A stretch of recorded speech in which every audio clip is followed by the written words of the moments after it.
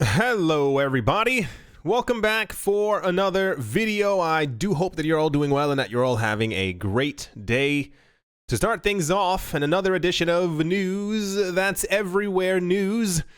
It says Bitcoin price analysis following the huge dump. Gross. Can Bitcoin recover before plunging to 9,000 US dollars? This one says Litecoin bounces from lower boundary of price channel. Are we pushing higher? Bitcoin's latest 9% slump may not necessarily be a concern to investors. Bitcoin's bullish rally faced an unprecedented stumble after its price dropped by almost $1,000 on the 19th of February. This was an interesting development as the crypto market was not expecting such a sudden bearish crash just a day after the crypto asset completed its highly anticipated golden cross. While many in the community continue to speculate about the reason behind Bitcoin's latest fall, Mark Yusko remains adamant with regard to Bitcoin's long-term rally, claiming that he believes it is still bullish. In a recent interview, the CEO of Morgan Creek Capital Management stated that Bitcoin's latest collapse, not really a collapse, should not concern both current and potential investors, as they should be more focused on buying into the opportunity. He said, if it's down 5% today, buy it now, buy it tomorrow, buy it every day, stack your sats. This one says, can Ethereum break the 2020 high on this next attempt? This one says, Ripple, XRP, trading near make or break levels. Can bulls break this? This one says, Cardano ADA, price shaking. Is a high coming? And this one says, do or die for Bitcoin bulls. There's a crucial breakout zone for a sharp recovery. The main point is, and you see already at the top, there are tens of thousands of tabs for those of you who may not be looking at the screen. There's a lot going on with the cryptocurrency market right now. A lot of the news that we are getting, in my opinion, is just kind of used to be clicky. It's there to make you think that everything in the market looks shaky. Could it possibly go back up? Where do you think it's going to go? Is there a problem with the prices? Are the prices ever going to recover? It's the same thing that we've seen before in the past. I still don't, and many other people do not believe that a lot of these movements, especially after the entire Golden Cross thing, this is why we saw that huge bout of momentum on that one day when we did pass the Golden Cross. And then for some sort of reason from the heavens, prices decided to descend a lot lower. The point is, everywhere, the crypto oracles, if you will, are trying to figure out exactly where the cryptocurrency market prices are going to go.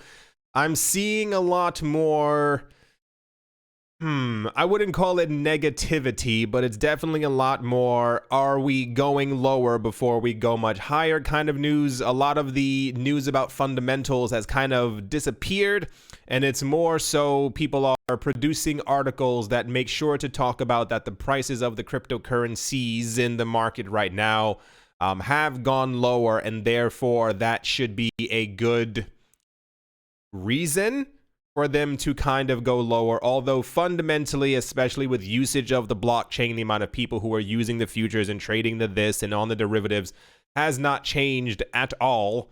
For some reason, we are getting the news that I mean, it's stuff like this: do or die for Bitcoin bulls. Like, who writes an article like that? What's the point of having an article that sounds so dramatic when Bitcoin has already recovered by $400 from the other day and is literally $300 and some change away from hitting 10,000 once again? Anyway, that's the beginning of the news that's everywhere news. And like always, it focuses around the cryptocurrency market prices. Let's move on now. And I don't mean this as a joke. For some reason, this is constantly all over the place as well. In the past 3 months, Virgin Atlantic stock has climbed by 310%, outperforming Tesla and Apple. These days, Richard Branson's Virgin Galactic Holdings, Inc., on the New York Stock Exchange, it is SPCE, is the most frequently mentioned company in headlines of tech news, and hot discussions around its activity are no wonder, as the company's stock shows incredible movements. Virgin Atlantic stock rises with shares of the companies heading near $40 a share. The company's stock has climbed 310% in the past 3 months. And with such performances, Virgin Galactic has outperformed Tesla. On Tuesday, Virgin Galactic once again stock experienced wild trades. Its shares took off. The value of the stock's short bets against Virgin Atlantic hit a record of $500 million on Tuesday after the stock surged to its all-time high of $37.35. Besides, its market cap was above $7 billion after surging. Money, more money. I'm noticing a major uptick in websites that have historically just been for cryptocurrencies reporting on Virgin Galactic and Tesla. And I mean, it's happening a lot.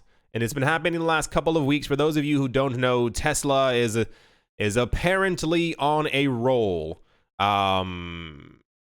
Yeah. And for those of you not looking at the screen, I'll just read this little part right here. As part of its $2.3 billion worth of stock offering, Elon Musk himself purchased 13,307 Tesla shares at a price of $767 per share, worth a total of $10 million. Elon Musk raising his stake in Tesla is a vote of confidence for investors. Apparently, on Valentine's Day, Elon Musk purchased $10 million worth of Tesla stock. This was a huge vote of confidence for the company and that he believes in what he has created. And therefore, everyone lost their minds and the price of Tesla has continued rising up. I'm not sure if it's that. First of all, these are amazing numbers. I'm not going to knock the numbers at all. As far as like the growth of Tesla and I guess the growth of Virgin Galactic. However, like so what appears to be going on is that stocks are now getting numbers that usually are reserved for cryptocurrencies. Like you'd be very hard pressed to find any stock, especially a major stock. You can find them sometimes on penny stocks, air quotes, that will go up by 200-300% over the course of a year. But when it happens for something really major, especially like Tesla, at $767 per share, there was I was reading that analysts are claiming that over the course of the next 5 to 10 years, they believe that Tesla could see a valuation per stock of around, I think it was $3,000, $4,000, $5,000. Don't take that grain of salt. I'm handing you a grain of salt right now. Take it. No one knows what the price of Tesla is going to be. It has to do a lot with the things that they are trying to create with their solar panels. I think finally getting into proper production. Their batteries are doing very well. They, I think, they have contracts for, I think, 10 to 15 more, what they call mega factories, Tesla factories, the gigantic battery warehouses, because apparently the ones that they've built over the last 3 years have done exceedingly well. And people are realizing that not only is it cleaner for the environment to use the batteries, but it's less expensive. I think in order to create one of the Tesla mega battery energy factories, I think it takes 3 to 6 months as opposed to a 5 to 10 year period that it would normally take to be able to build a gas or coal or whatever other type of powered instrument to power an entire city. And on top of the other things that Tesla is also creating, and also their self-driving trucks. So they have a lot of stuff going for them. This is the entire point. But for some reason, at least maybe from what I'm seeing, a very large number of cryptocurrency websites are constantly reporting on the growth of Tesla and Virgin Galactic.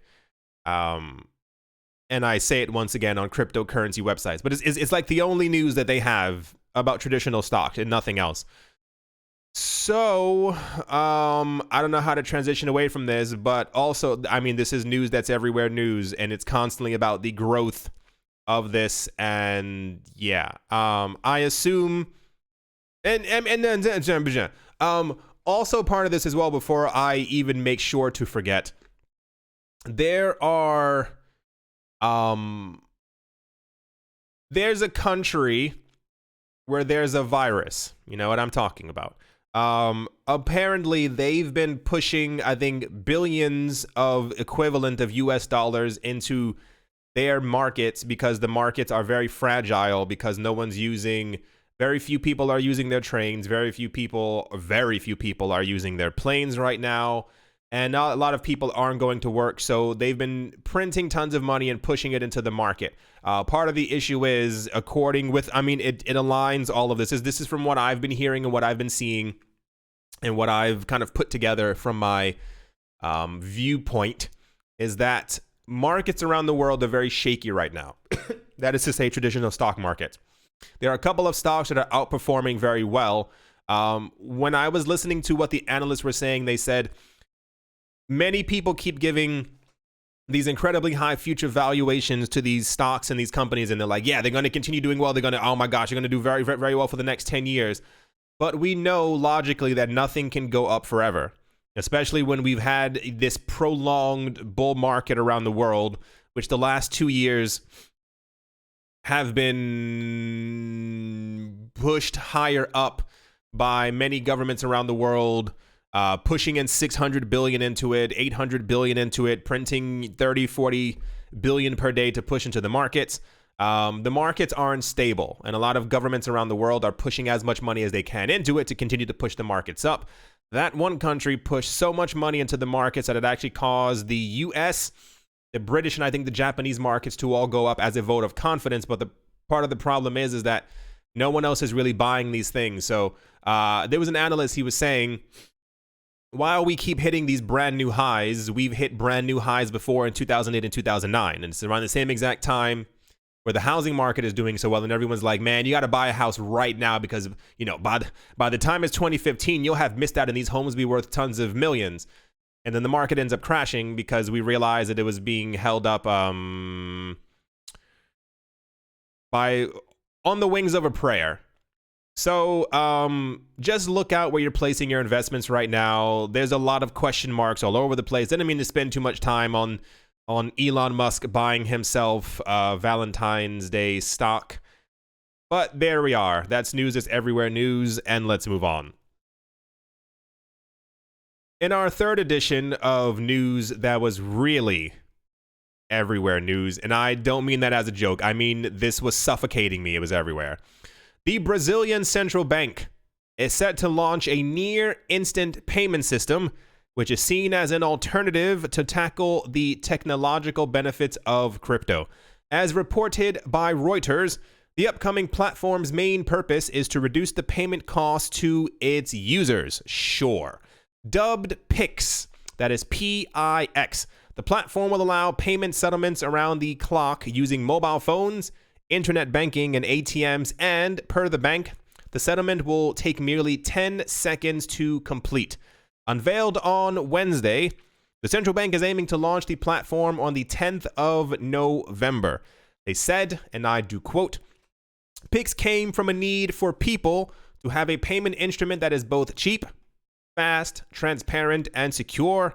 If we think about what has happened in terms of the creation of bitcoins, cryptocurrencies, and other encrypted assets, it comes from the need to have an instrument with such characteristics. This was said by Roberto Camponeto, president of the Central Bank of Brazil. As PIX will settle payments instantly, it can be used to transfer funds and also for micropayments, making it useful for day-to-day use. Yao Manuel Pin, long name, director of the Central Bank's Financial System and Resolution Organizations, also detailed at the launch event that the payments platform will be controlled by the banks, of course, and made available to all market participants, including payment institutions and businesses. PIX will also eliminate the need for using physical money, thus significantly cutting settlement costs without having to read any more. Why was this news? That was everywhere news. In the beginning, I thought it was because that Brazil was the second country to, I always say company, was the second country to officially come out and say, yes, we are making our own central bank digital currency, and therefore, yada, yada, yada, you know the entire news, because everyone else is trying to beat out the other country and Facebook. However, I didn't even have to look much closer. This is the only article that I found on finance magnates that did not make sure to include the words Ripple and or XRP. The first one I saw, I brushed it off. I see a lot of hate against Ripple and XRP. And then by the fifth one, I was like, I don't think that a lot of people who are in the cryptocurrency space understand why things now. I don't care if you agree with me or not. I'll give you the full rundown of exactly why things like Ripple and XRP are important, especially in this situation. A lot of the articles I was reading kept on making sure to mention one of them especially. I definitely don't have it up here because it made me angry at how I'll use the D word, at how dumb the person who wrote the article actually was. And it pretty much went, Brazil's central bank is making a new payment system. So sorry, Ripple. And they made sure to mention multiple times throughout their paragraphs that the bank wouldn't be using Ripple and wouldn't be using XRP, as if at some point the Brazilian central bank had made sure to tell the public that they were going to be using Ripple and or XRP, which according to my knowledge, didn't happen at any point. Did the central bank come forward and said that they were going to be using XRP? So the entire point of those articles were very lonely men who sit at home by themselves, trying to make their lives better by talking negatively about Ripple. While you may not like Ripple and or XRP, in situations like this, they would actually be useful. Do you want to know why? We live in a world, I'm sorry if you have never watched the news, if you've never watched a documentary, we have many countries around the world, not saying one in particular, that are run by people who have advocated for murdering people in the streets, for killing those who are less than. If you see someone who's poor, they're poor. You can get rid of them. That's not my words. Those are the words of many people around the world who run said countries. When you have a world where people who are already poor do not have access to the financial systems, what happens? They barely have any access to cash and or banks. What happens when you shift the entire policy to only the worthy will be allowed to hold these digital currencies? If you don't have the money for a smartphone or a laptop so that you can do these transactions, well, that's your problem. You are going to remain poor. The reason why, and it's neither here nor there whether they should or should not have used Ripple. It's more so, while you may think or run the numbers and say that Ripple and or XRP are completely centralized, I think they have around anyway. I know it's more than I think 50 or 60 nodes right now. The point is, it would be better and less dystopian if they had used Ripple, because at least all the power wouldn't be in the hands of one central bank. For those of you who don't know, Ripple holds a couple of nodes. They also have them in universities. I think other banks are also holding them, but there isn't a single point of failure, and there isn't a single point of someone being able to hit a red button.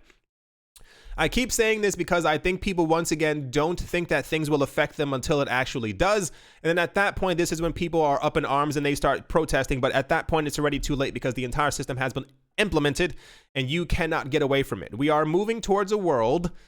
We are here. We are at this year. It is 2020. It is going to happen where many banks, many countries around the world already do not care about their citizens, and they do not care about poor people. We are going to enter a world rapidly where these people do not have access. We already remember the discussion that we were having before in 2018, where before Congress and the Senate, it was 4 people who had to talk in front of the Senate Congress. It was multiple meetings.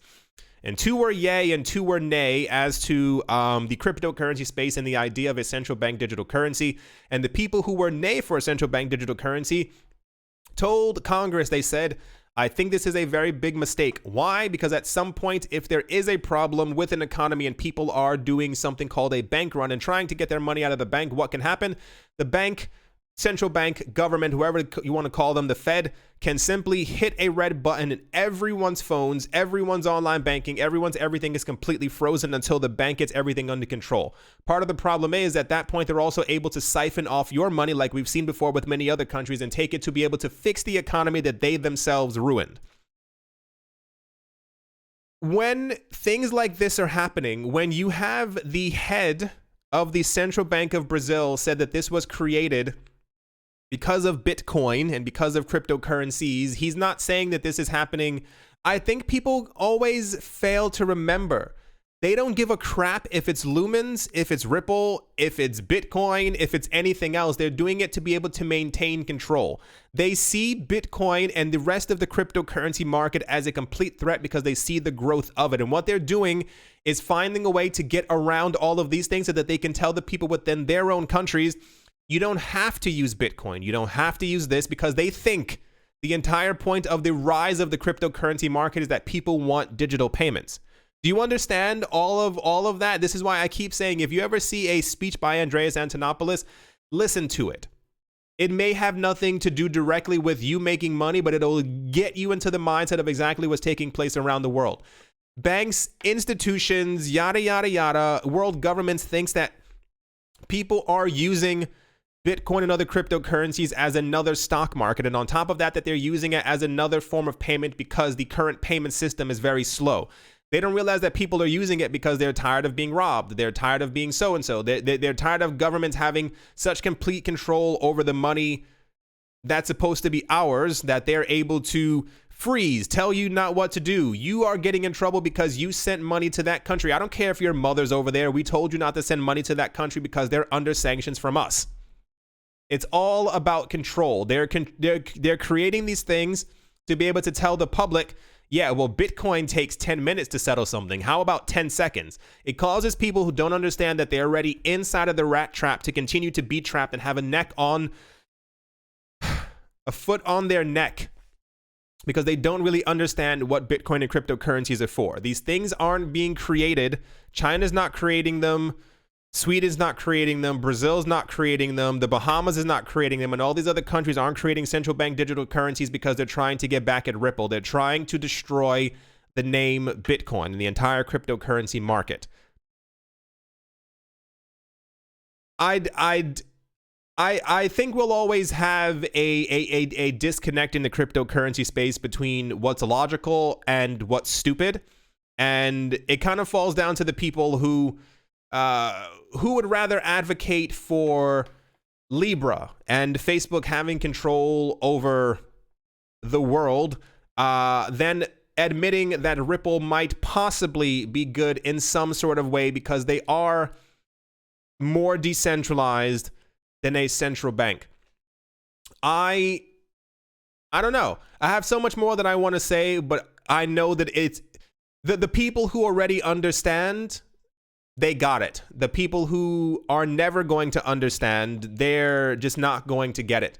The point being, in the news that's everywhere news, this was everywhere.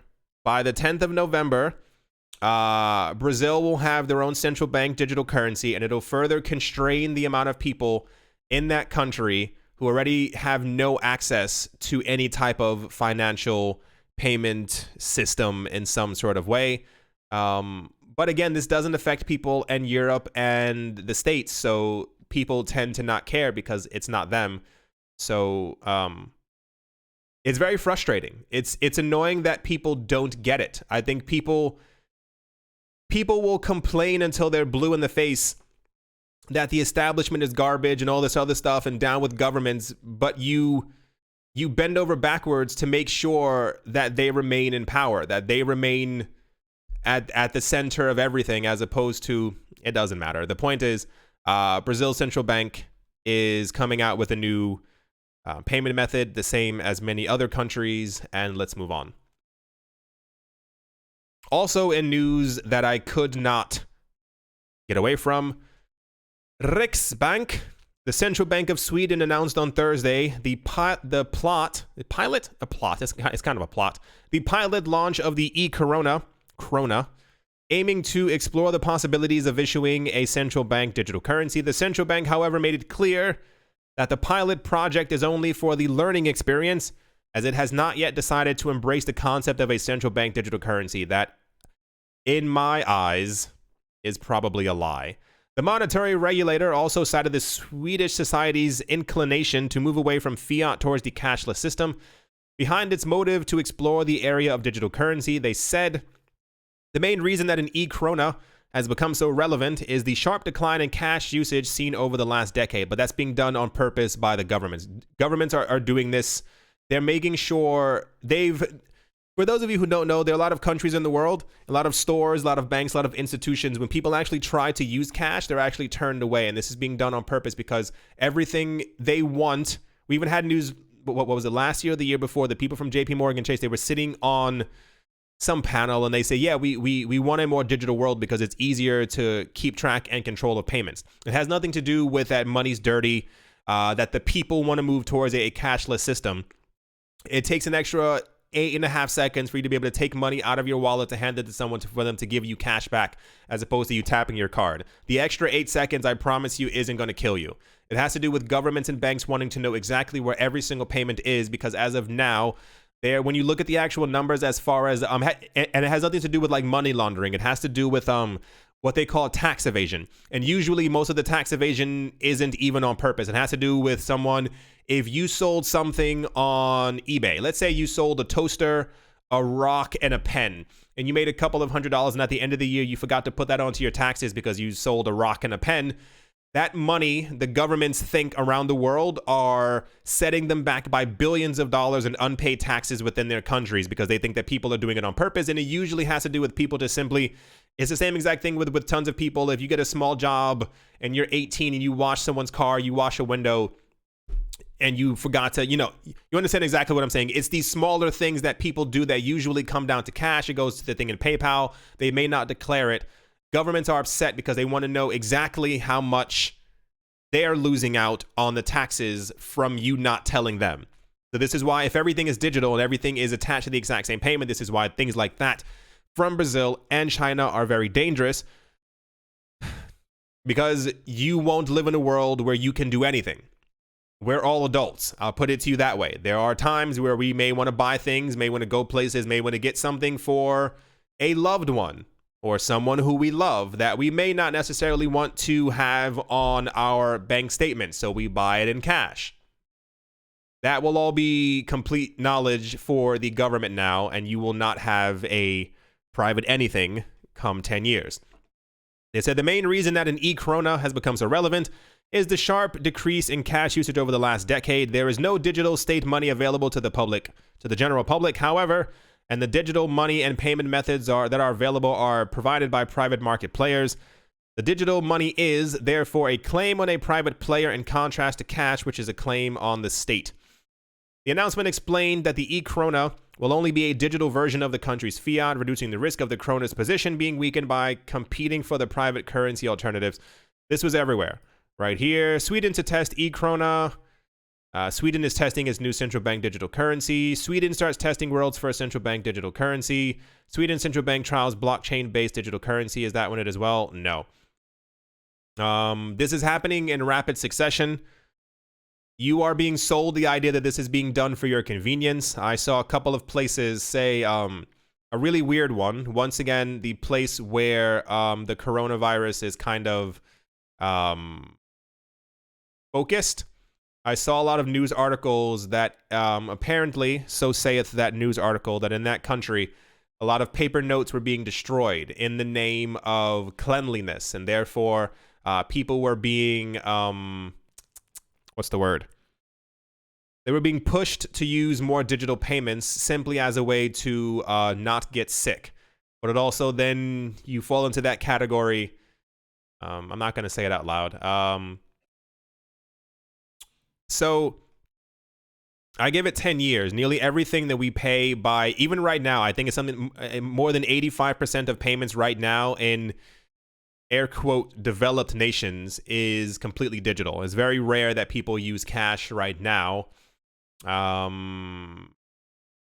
It's difficult because no one else, very few people seem to understand what's really taking place. And I think people usually don't care until we get to a world where you have no privacy. Everything is completely controlled by governments. And this is why, once again, why Bitcoin's important, and why even to another extent, Ripple and XRP are important. Because even if banks were using Ripple and XRP, there's not a central point of failure for them to be able to say, no, you can't use your money. Because I promise you, there's going to be a future.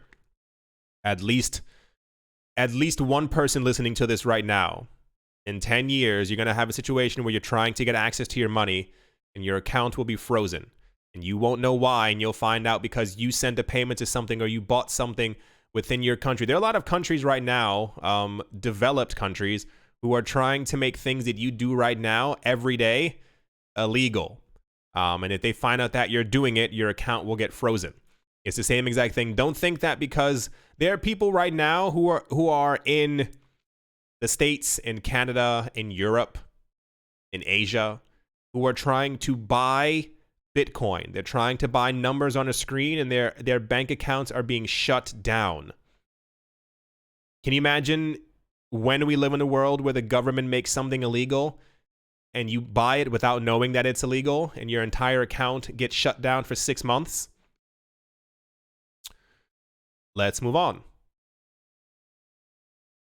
Block One's beta launch, and I'm glad that someone actually wrote this article. Block One's beta launch of Voice, which we talked about a couple of days ago, has raised privacy alarms.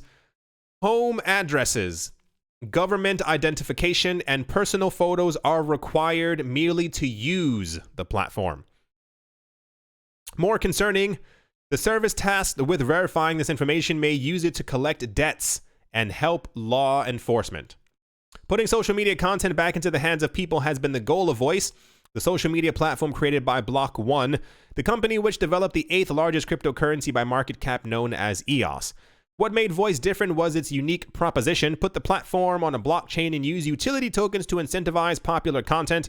Every user that signed up would receive an airdrop of the platform's native voice token, which can be used to promote their content. And then it talks about media revolution, our model, content, data, our attention. However, the company's ambitions have been outshined by Voice and took off. They talk about Steam, second half of the year, alienated from EOS, the traffic, Steam, yada, yada, yada. The platform officially launched on the 14th of February to a select number of users, with first impressions of the platform being mostly positive. However, a deeper dive into Voice's onboarding process reveals that Block One's bid to ensure transparency might prove to be too costly for most users. Last year, Block One noted that Voice will require users to go through identity checks, but few expected that the ambitious platform would also be one of the most invasive ones when it comes to personal information. All users, hear up, listen to me. All users are required to provide their full names, home address, phone number, and government-issued identification. The onboarding process can take up to an hour, as information submitted in each account setup must be verified. Voice profile photos are also used as a way to verify user identities. They must also adhere to the relevantly strict requirements as to what their photo should look like. Here's the actual screenshot of the thing right here. I will never be using Voice. I have no intention ever in this lifetime of using Voice. Have you ever made an Instagram account and they asked you for your full name, your home address, your phone number, and your government-issued ID? I'm going to say no.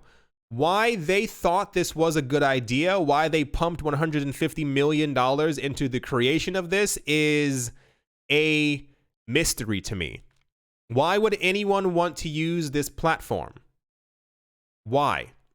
Does anyone, and I please answer me honestly, does anyone out there plan on using Voice? Please, and I mean please tell me. Why would anyone want to use this? I still think the reason why I was even thought of being hyped in the very beginning for Voice was the idea that we would have a proper decentralized social media network place, because that would have been awesome.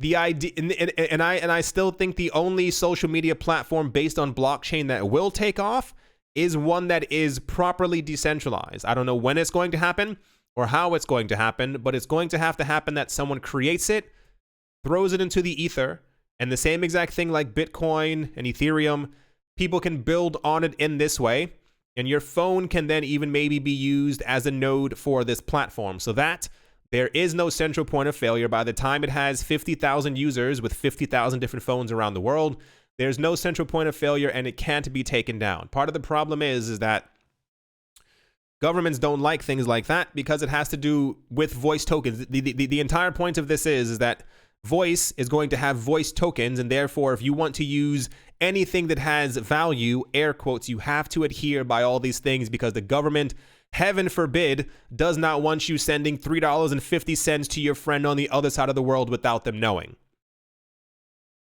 Why would anyone ever use voice? If this takes off, I will be shocked. Nothing, you know what? The only thing that would shock me more is if Tron moved up into the top 3 cryptocurrencies. And that's real. That is 1000% honest. There would be nothing more that would shock me. Tron would have to push out XRP from the number 3 spot and be about a good $7 billion away from pushing Ethereum out of the number 2 spot. I believe at some point we are going to, and this is why I mean, it makes sense now. This is why we saw the SEC completely attack and ravage Telegram and Kick, because they were simply just trying to make social media platforms that were simpler, you know, that were kind of like this, where you could just share stuff between people. We could also be able to send their coins back and forth. So the entire point is, I'm never going to use voice. Let me know if you're going to use voice. No, there's not a chance. Whoever created Steam, I don't know why it's so difficult to get one of these things kind of off the ground. Steam was okay, but it became if you never used Steam before, it simply became a place where people were just posting other people's posts. It got really annoying. Like, I would post stuff and people would kind of copy and paste my post as if it was their post, and then they got paid for stuff that I was creating. It was a little off. I don't even mind not getting paid. I don't need to get paid for my posts. Like, I would love a social media platform, something like Twitter, that was just super decentralized, where I could just chat with everyone, where I could just talk with all of you. We can just discuss crypto and, you know, in a more decentralized manner. However, the point is, to finish this off, no. Not a chance. No. Not one. Not a single one. Let's move on. And I think this is the last one. Yeah. Is it? Yes. To finish things off, Decentraland. It's funny as well, because we were just talking about this like a day or two ago. The funny part being, we weren't talking about this for the last 2 years. It popped into my head. We started talking about Decentraland, and lo and behold, here it is. Decentraland, the long in the winds. Whoop, nope. The long in the works. Long in the winds. What does that even mean? The long in the works virtual game world in which users can own digital land parcels and create and monetize interactive experiences finally opened to the public. The browser-based Ethereum blockchain-powered 3D world is now available for anyone to explore and interact with. Plus, the creators have implemented the final versions of creation and trading tools, such as a drag-and-drop editor, a software development kit, and a marketplace for land and in-game assets. There's the little tweet right there. Decentraland will mark the occasion by giving away more than 100,000 US dollars worth of prizes over the next 4 days via a treasure hunt in its urban hub called Genesis City. The prizes include 1.2 million mana, that's the ERC20 token, as well as other types of tokens, in-game land, in-game items, lands, and an HTC Exodus 1 smartphone. As explained in their premiere, the company was founded in 2015. It's been that long. Oof. And raised 20 million via an ICO in 2017, and land parcels have sold for as much as, this is what I was talking about.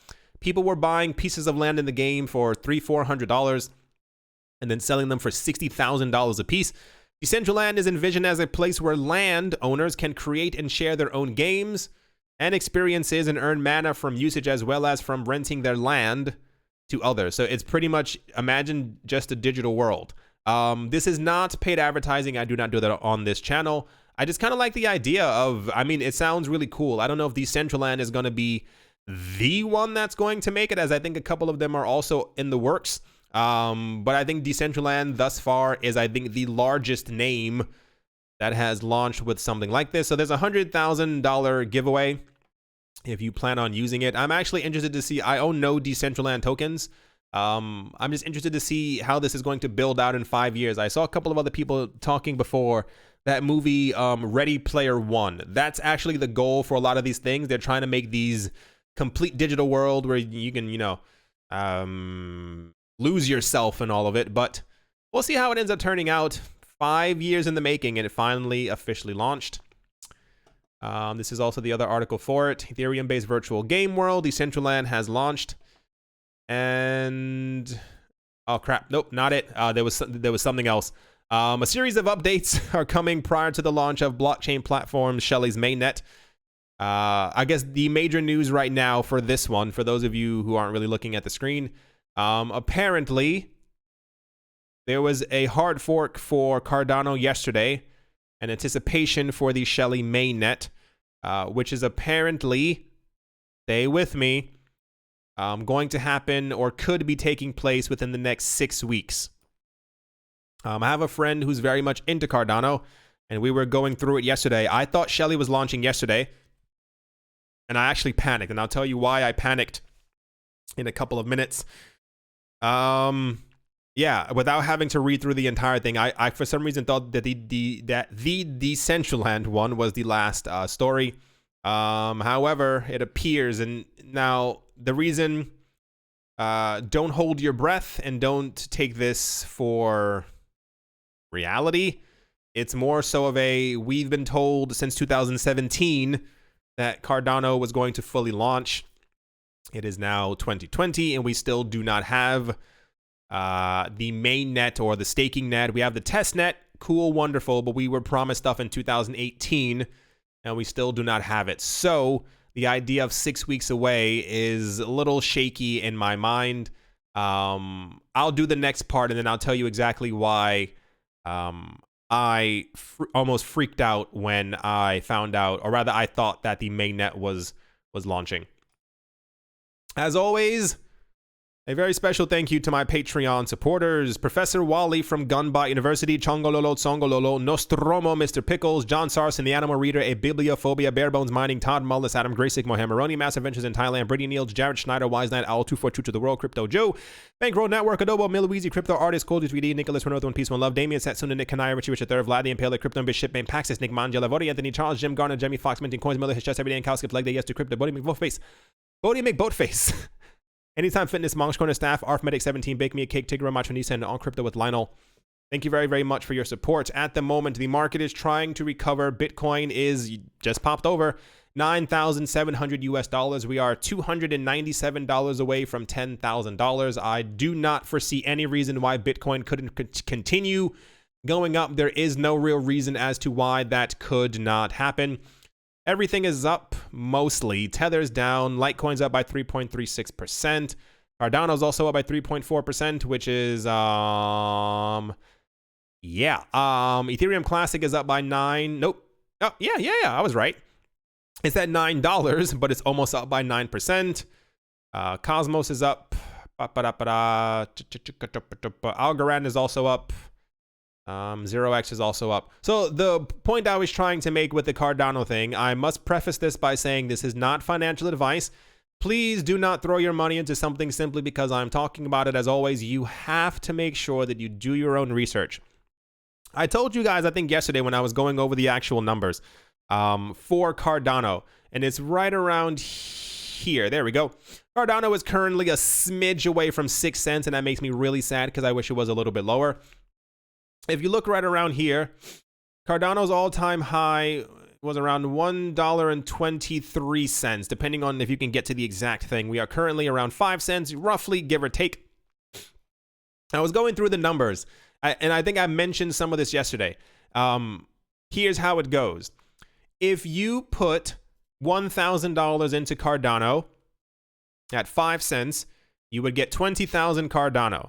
If Cardano happened to hit $1 around here, like its previous, like lower than its previous all-time high, you would have turned 1,000 into 20,000 US dollars. Like I said, not financial advice. No one knows if Cardano will ever go back up above $1 or even above 5 cents. No one knows. That's part of the cryptocurrency space. However, you would have turned 1,000 into 20,000.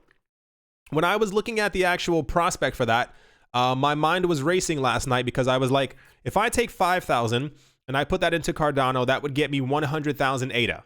If it goes even just to $1, even just based off of hype, off of Shelly, off of all this other stuff, or the Ouroboros, or all the other stuff, all the other names that they have, I would have turned $5,000 into $100,000.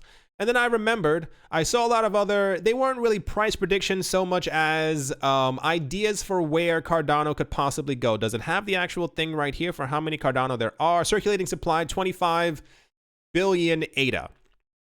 It's entirely possible if Cardano ends up working, if the proof of stake ends up working, and if Cardano, Shelly, Ouroboros, Mac Mill, and all these other people who they have named on their thing actually end up going through, I could definitely see within the next 2 to 3 years Cardano being worth $3. I could see it being possible if everything actually works. That would give a circulating market cap, what have you, of around $75 billion. Totally possible, especially with many of the other top coins already having far surpassed that. I can definitely see a $3 Cardano. And then that led me to, that would mean if I put 5,000 into it right now and got 100,000 ADA over the next 2 to 3 years, if Cardano ended up hitting $3, that would be $300,000. That would mean I have turned 5,000 into 300,000 US dollars. And that's when I kind of thinking of, at that point, I would sell the vast majority of it and just simply start buying real estate. But that's why I freaked out. Because I was chatting with my friend who's really big on Cardano, and I was like, dude, is it tomorrow? I was trying to figure out how to bank transfer as quick as possible to be able to buy as much Cardano. But I think I'll try and do it over the next like 2 weeks, from like now to 2 weeks. I guess that's my new goal. Like I said, not financial advice. And I think I'm doing this more as like I kind of want to see. It'll be a nice bet. It'd be a strong bet. I wonder exactly how high. No. I think Cardano can hit $1 again. I think it definitely can. But I think a lot of it rides on them being able to do it and finally release the Ouroboros, because it's been a long time coming. Anyway, that's why I was freaking out, because I was trying to figure out how to quickly get 100,000 ADA, but I can do it over the next 2 weeks. So anyway, yeah, that was, isn't that crazy though? Like the idea that you could put 5,000 into something, and even turning 5,000 into 100K. That's great. That's wonderful. Anyway, yeah, so the prices right now look like they're trying to go back up. Let's see where things are going by the end of the day. Didn't mean to have so much news on the top over there, or rather spend too much time on them. I mean, it kind of is what it is. If you've been to the channel before, you know exactly how things are run here. There's just a lot always going on within the cryptocurrency space, between prices going up, the euphoria happening, prices going down, whales accumulating in huge amounts. For some reason, stock things being now put on cryptocurrency websites. The rapid, have any of you ever watched Black Mirror? I mean, man, if that show wasn't right on the nose, if you've never seen Black Mirror, I think the first 2 or 3 episodes of season 1 don't really give you the real flavor of kind of what's going on, but by season 2 and 3, it's just, we're there. Hope you all enjoyed. Hope you all are having a great day, a great morning, a great afternoon, a great evening, wherever you are, wherever you might be. I do hope that it's absolutely fantastic. Thank you all once again for watching and or listening. I'm going to have breakfast. Very hungry. I don't think I even had dinner last night. Probably shouldn't have made a video on an empty stomach. But here we are. Thank you all once again for watching and or listening. And I will most certainly be talking to you all soon. See you.